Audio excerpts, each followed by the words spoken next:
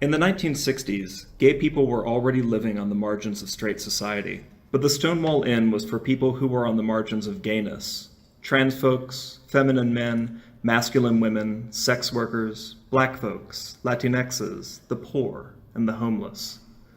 Many accounts from the night of the riots broadly agree that violence broke out when a butch lesbian, handcuffed and bleeding from a head wound, turned to bystanders and yelled, "Why don't you guys do something?"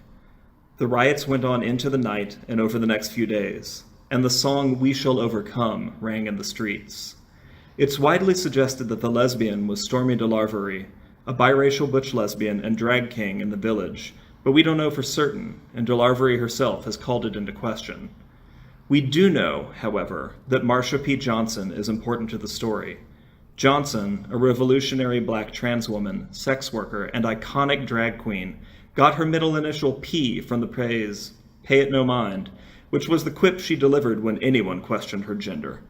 She was often overlooked because of her gender identity, HIV-positive status, and occupation, and we all know being black in the 60s had a whole additional set of challenges.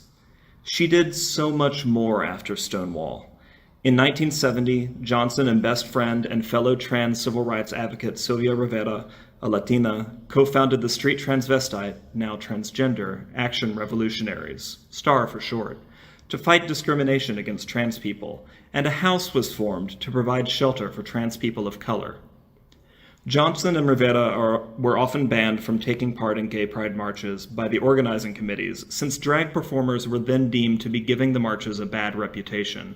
As a result, the two drag queens rallied against the prioritization of the white middle-class gay male issues and for prison and homelessness reform, as they were often homeless and were arrested several times. Marsha's body was discovered floating in the Hudson River a few weeks after the 1992 Pride Parade. Her death was first ruled as suicide, but her friends insisted that Marsha was not suicidal. Transgender crime victim advocate Mariah Lopez got Johnson's case reopened as a possible homicide in 2012.